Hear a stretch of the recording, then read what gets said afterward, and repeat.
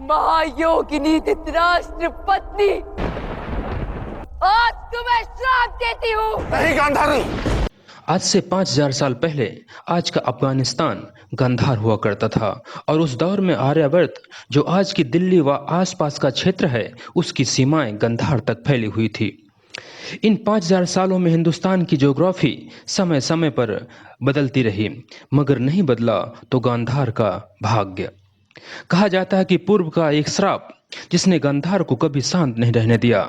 इतिहास में की गई एक ऐसी गलती जिसका खामियाजा गांधार आज भी भुगत रहा है। गांधार से बना गांधार और उसका विस्तृत भौगोलिक स्वरूप यानी कि आज का अफगानिस्तान का इतिहास देखें तो हिंदू धर्म ग्रंथों में लिखी गई बातें आज भी प्रासंगिक नजर आती हैं। विश्व के सबसे बड़े महाकाव्य महाभारत के अनुसार गांधार की राजकुमारी गांधारी द्वारा दिए गए एक श्राप का दंश अफगानिस्तान आज भी झेल रहा है। अब सवाल ये उठता है कि गांधार की राजकुमारी गांधारी ने अपने ही मायके गांधार को ऐसा श्राप क्यों दिया। लेकिन इससे भी महत्वपूर्ण सवाल ये भी तो है कि क्या वाकई अफगानिस्तान गांधारी के श्राप का दंश झेल रहा है या बस ऐसी कहानियां ही सुनाई जा रही हैं। साथ में इस वीडियो में हम ये भी जानेंगे कि गांधारी ने अपने मायके कंधार यानी कि आज के अफगानिस्तान को कौन सा श्राप दिया था। इसलिए अगले कुछ मिनट तक आप मेरे साथ बने रहिए और ऐतिहासिक पृष्ठभूमि से सने हुए इस रहस्यमयी व दिलचस्प वीडियो का आनंद उठाइए। नमस्कार दोस्तों, मैं हूं राजेश सिंह और हमारे YouTube चैनल मीडिया गुरु में आपका हार्दिक स्वागत है। दोस्तों, अगर आपने हमारे चैनल को अब तक सब्सक्राइब नहीं किया है तो प्लीज कर लें और फिर बढ़ते हैं आगे इस ऐतिहासिक दिलचस्प सफर में। दोस्तों, एक स्टडी में ये बात साफ हुई है कि हिंदू धर्म ग्रंथ महाभारत का अफगानिस्तान से बहुत गहरा रिश्ता है। अफगानिस्तान की पेशावर घाटी से लेकर काबुल नदी घाटी तक महाभारत का गौरवपूर्ण इतिहास फैला हुआ है और ये बात नवंबर 2011 में एशिया और अफ्रीका की तरफ से की गई एक स्टडी द्वारा साबित भी हुई है। अगर आप में से कोई उस स्टडी को पढ़ना चाहता है तो उसका लिंक डिस्क्रिप्शन बॉक्स में दिया हुआ है, जहां आप जाकर पढ़ सकते हैं। विशेषज्ञ बताते हैं कि गांधार साम्राज्य आज भी अफगानिस्तान में है, जिसे अब कंधार के नाम से जाना जाता है। कंधार नामक इस क्षेत्र का विस्तार पूर्वी अफगानिस्तान और उत्तरी पाकिस्तान में है। कंधार शब्द का जिक्र ऋग्वेद, उत्तर रामायण और महाभारत में मिलता है और महाभारत में ही वह घटना है जिसे गांधार को श्रापित करने का कारण माना जाता है। तो चलिए इसकी पूरी कहानी अब विस्तार से बताते हैं, साथ ही पूर्व में उठाए गए सवालों का सिलसिलेवार जवाब भी देते हैं। महर्षि वेद व्यास के धर्म ग्रंथ महाभारत के अनुसार लगभग 5000 वर्ष पहले राजा सुबल गांधार पर राज्य करते थे और उन्हीं की एक बेटी थी जिसका नाम था गांधारी। जिस दौर का जिक्र महाभारत में मिलता है उस दौर में आर्यावर्त की सीमाएं गांधार से लगा करती थी।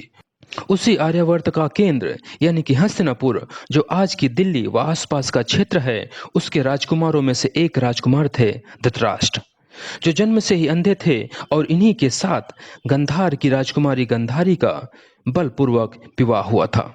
इसलिए विवाह के उपरांत गांधारी ने पत्नी धर्म निभाते हुए अपनी आंखों में पट्टी बांध ली और इस तरह पति के समकक्ष होकर वह हस्तिनापुर आ गई। गांधारी का एक भाई था जिसका नाम था शकुनी।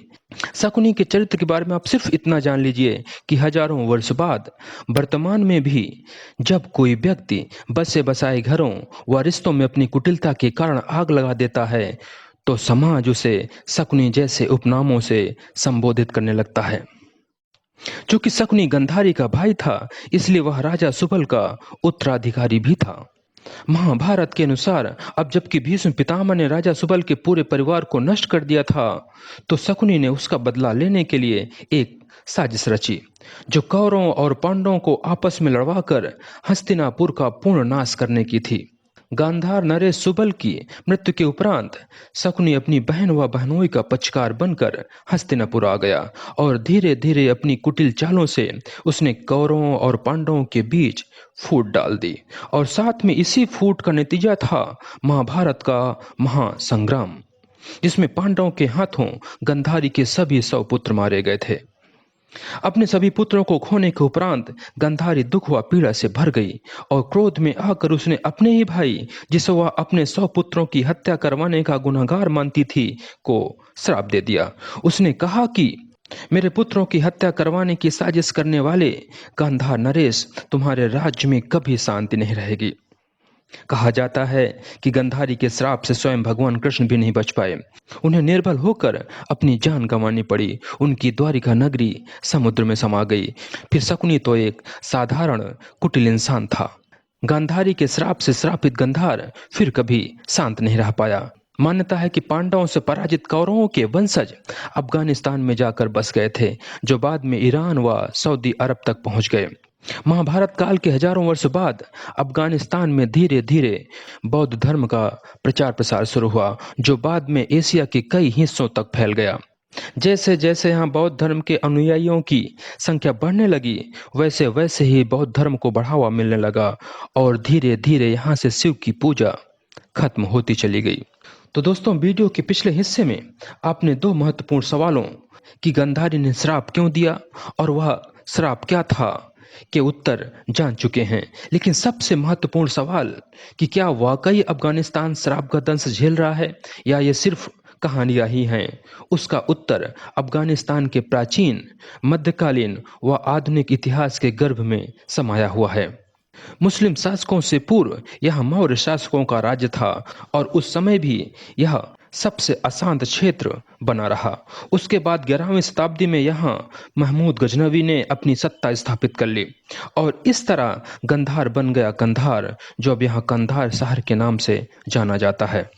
ऐतिहासिक साक्ष्य बताते हैं कि महमूद गजनवी की सत्ता से हजारों वर्ष पूर्व अफगानिस्तान ने एक दौर ऐसा भी देखा था जब विश्व विजय के अभियान पर निकला सिकंदर महान अफगानिस्तान के श्रापित भूमि पर आकर अटक गया। सिकंदर ने 1 साल के अंदर अंटोलिया, मेसोपोटामिया, पर्सिया, जो आज का ईरान का क्षेत्र है, पर कब्जा कर लिया था। मगर वह जैसे ही अफगानिस्तान की भूमि पर पहुंचा, उसे एक अंतहीन युद्ध लड़ना पड़ा। दरअसल अफगानिस्तान के छोटे छोटे अफगान कबीलों ने सिकंदर की मजबूत सेना को हाँफने पर मजबूर कर दिया। विश्व विजेता बनने का सपना पाले हुए सिकंदर की सेना को 3 साल लग गए अफगानिस्तान के छोटे छोटे अफगान कबीलों से लड़ते लड़ते। इसी दौरान उसे अपने नाम पर एक चिट्ठी मिली। चिट्ठी उसकी माँ ने भेजा था, जिसमें माँ ने सिकंदर पर तंज करते हुए पूछा था कि सिकंदर कैसा योद्धा है कि 3 साल से एक छोटी सी जगह पर अटका हुआ है। सिकंदर ने चिट्ठी पढ़ी, फिर एक लिफाफे में अपने आसपास की मिट्टी भरी और साथ में माँ को एक संदेश भेजा कि इस मिट्टी को अपने घर के अहाते में बिखेर देना। सिकंदर की मां ने वैसा ही किया जैसा सिकंदर ने कहलवाया था और फिर अगले कुछ दिनों में ही मैसेडोनिया के कुलीन लोग आपस में लड़ने लगे। चारों तरफ भयानक मार काट शुरू हो गई और तभी से एक प्रसिद्ध लोकोक्ति हर जुबान में कही व सुनी जाने लगी, जो कुछ ऐसी है कि अफगानिस्तान साम्राज्यों की कब्रगाह है। हालांकि बाद में सिकंदर ने अफगानिस्तान को जीत लिया, मगर उसका शासन बहुत लंबे समय तक नहीं चल पाया। जितने समय तक वह शासन में रहा, अफगानिस्तान में खून खराबा होता रहा, जिसका इतिहास आज भी साक्षी है। अब अगर बात इतिहास की हो रही है तो यहाँ ब्रिटिश साम्राज्य का जिक्र करना भी जरूरी हो जाता है। 19वीं सदी में दुनिया के एक बड़े भाग में कब्जा जमा चुका ब्रिटिश साम्राज्य अफगानिस्तान आकर हाँफने लगा। उसने चाहकर भी कभी अफगानिस्तान में कब्जा नहीं कर पाया।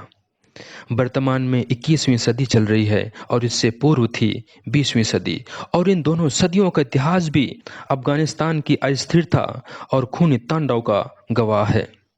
अभी कुछ समय पहले जब पाकिस्तान अफगानिस्तान में तालिबानियों को स्थापित करने में सफल रहा, तब भी यह उम्मीद की जा रही थी कि शायद अब ये खूनी खेल खत्म हो जाए। मगर भाग्य को देखिए कि अफगानिस्तान तालिबान के सत्ता में आते ही पाकिस्तान का सबसे बड़ा दुश्मन बन गया और आज भी हर रोज खूनी तांडव जारी है। और इसीलिए माना जाता है कि अफगानिस्तान आज भी गांधारी के श्राप से मुक्त नहीं हो पाया। बाकी आप क्या मानते हैं, कमेंट में अपनी राय जरूर दीजिएगा और साथ ही वीडियो पसंद आया हो तो इसे लाइक करिए, अपने दोस्तों में शेयर करिए और अगर अभी तक आपने हमारे चैनल को सब्सक्राइब नहीं किया है तो सब्सक्राइब करके घंटी भी दबा दीजिए ताकि अगले वीडियो की नोटिफिकेशन आपको सबसे पहले मिल सके। नमस्कार एंड धन्यवाद।